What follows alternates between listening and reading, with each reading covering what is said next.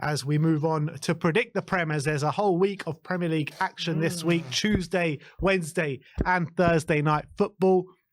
And we're going to start off with Ipswich against Crystal Palace. It's the win against Spurs derby. The win against Spurs derby.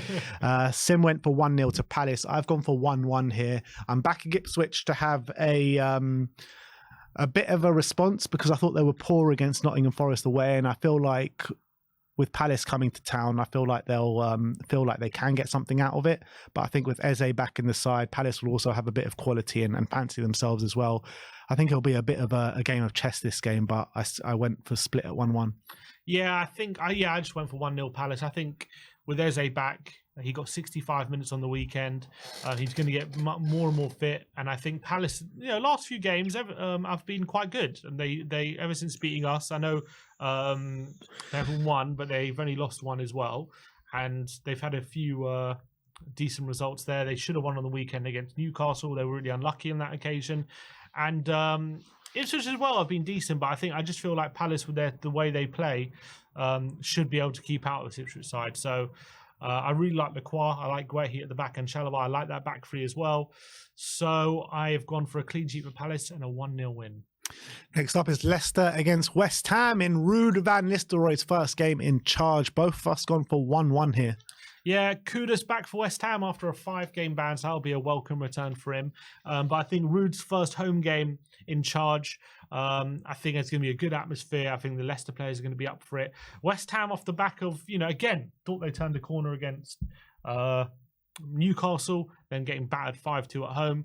They're going to want to make sure they avoid defeat in this game, and I think they will. So as much as the exuberance for Leicester will be up there, I think West Ham will come away with a point. So I think we'll 1-1. Yeah, both these teams getting battered on the weekend. I think they're going to both want to have a response. But with Leicester, with the new first game under the new manager, West Ham, how many games does he have left, Lopetegui?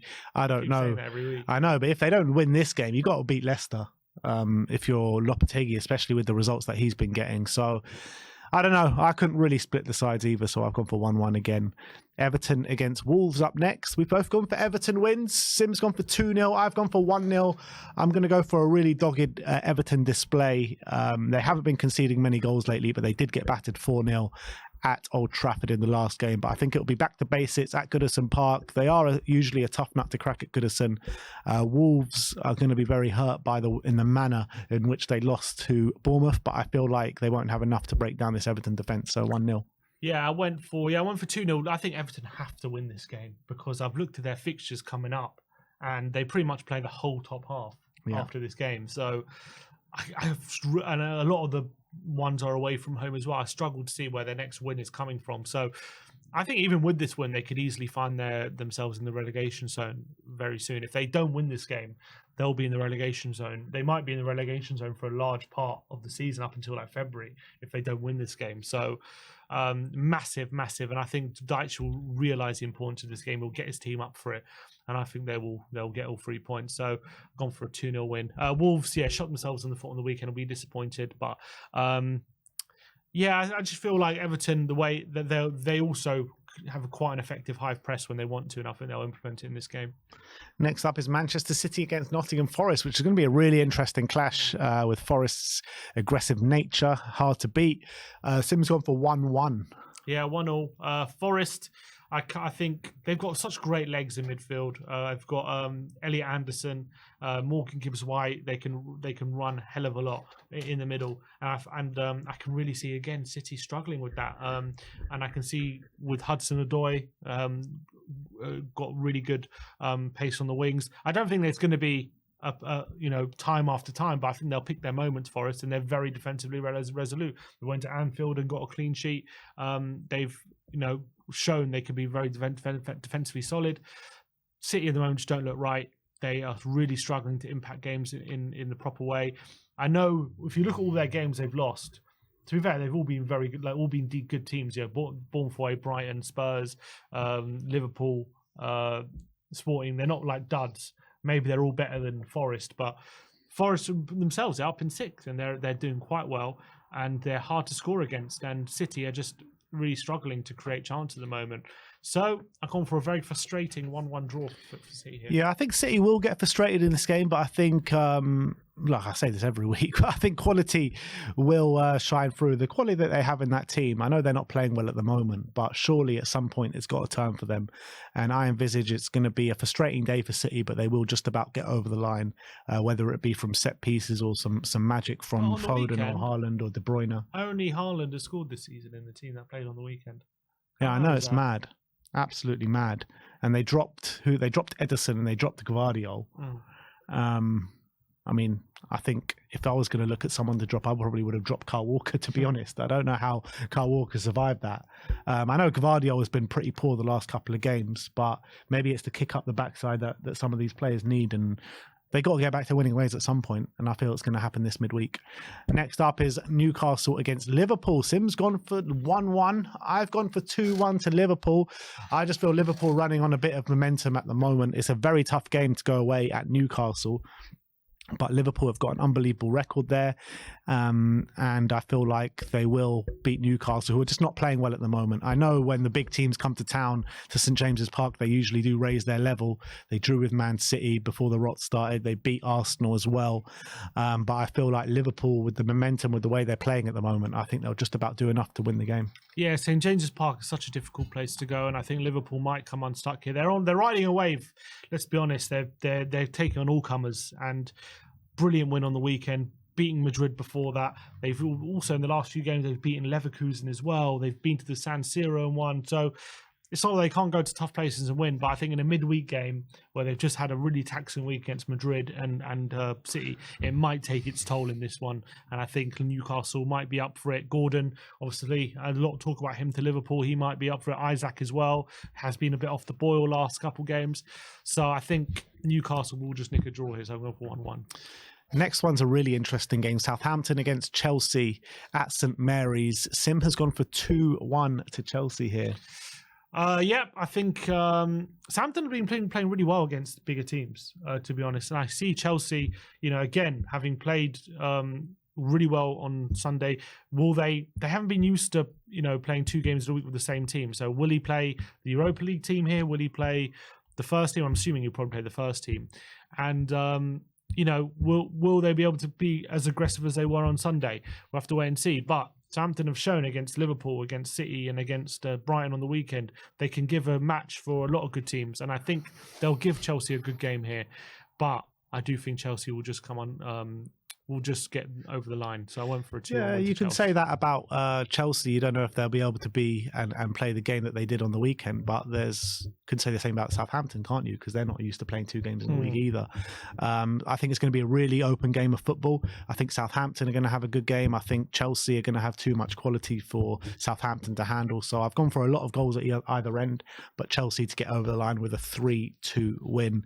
Arsenal against Manchester United up next, which is going to be another really interesting battle. Sim's gone for 3-2 to Arsenal. I've gone for 2-2 in this game. I feel like a bit of a manager bounce with Ruben Amorim on the back of a 4-0 win. And Man United, whatever you want to say about them, they have actually been quite hard to beat over, I think, one loss since they lost to Spurs. They've only lost 1 game, and that game against Spurs was in October, early stages of October as well. So whatever you want to say about them, they are hard to beat. Arsenal, on the other hand, are obviously finding their groove at the moment, but Arsenal do have a few frailties at the back. They're not keeping too many clean sheets at the moment. I know they kept one against Nottingham Forest, but I think that was their first one in a while, and they conceded 2 to West Ham on the weekend. So I'm going to go for a 2-2 draw here. Yeah, it's going to be a very interesting game. Obviously, Arsenal won't know we're going to have to figure out how to play against this 5 at the back system that United have, but also Diallo, wing back, and Rashford up front, and they had a few different ways of playing. So I think I can see Man United causing Arsenal problems here defensively, but Arsenal are just scoring lots of goals at the moment, 13 goals in the last 3 games, and Man United, I know they play 3 at the back, but I just can't see Arsenal not getting joy, especially down that left-hand side potentially. If Diallo's going to play wing-back, maybe whoever plays on the left can get a bit of space. Saka's in brilliant form. Odegaard, can they keep him quiet? I just think Arsenal have too much for them at home as well. So gone for a 3-2 win to Arsenal. Yeah, and Rashford always seems to score and turn up against Arsenal, doesn't he? He does. Yeah. True. Villa against Brentford next. Both us gone for 2-1 wins to Villa. Yeah. Although Brentford are playing quite well at the moment, but I just think Villa at home, they need this result. No wins in 8 for them. They're really struggling for form at the moment, and they are coming against a Brentford team who have been really poor away from home as much as they've been good at home. So there should be a good time to get your first win, probably since October for Villa. And they need this. If they don't win this game, Emre's, a lot of questions will be starting to be asked of him if they don't win this game. I think, not to say he's on the brink of a sack, because they're still going well in Champions League, and they're still there and thereabouts in the league. But 9 games without a win, it will be. So people start to get on his back. Yeah, I feel like Villa will just about get over the line. I don't think it's going to be a great game of football. However, every game that Brentford are involved in at the moment seems to be a great game of football. But they're a much different outfit away from home as they are at home. They're not picking up too many points on the road. And I feel like it's going to carry on this weekend at Villa Park, and Villa to get back to winning ways. So 2-1. Fulham against Brighton next, which again is a very interesting matchup. Both of us gone for 2-2. Both of them playing well at the moment. Brighton should have probably been out of sight, or maybe they played well enough in the opening half an hour to win the game. However, Southampton came back into it, and they probably thought they should have come away with the 3 points. So a very up and down game from Brighton. Fulham, they'll be disappointed as well, not taking 3 points from the Tottenham Hotspur Stadium. So I think both these teams just at Craven Cottage will fancy their chances, but at home, I think Fulham will show a bit of home advantage here at Craven Cottage, a small pitch. They're usually really good there, but there'll be goals at either end, and it'll be a nice attacking open game of football. So 2-2. Yeah, I think that as well. And I think obviously Brighton have such talent in the forward line, and they can swap out a few players without dropping the quality too much in that forward line at the moment with the level of players they got. So I can see them playing some great football. And Fulham, on the other hand, got a great point at Spurs. They always turn up in these kind of games, and I think Robinson and Tete, such great fullbacks they got, or could exploit that space that Brighton leave behind them. And Jimenez is in great form, Smith Rowe as well. So I think, I agree. Going to be an entertaining game, and I've won for a 2-2 draw. And last but not least, Bournemouth against Tottenham at the Vitality. Sim has gone for 2-2 here. Yeah, I think it's going to be an interesting game. Bournemouth, great home form. Beat City and beat Arsenal at home in a very intense games, and games where they are so direct. Bournemouth, they get in your face. They're very, very aggressive in terms of how they press and how they get on you. Spurs looked very leggy on against Fulham, but last away game they did beat Man City.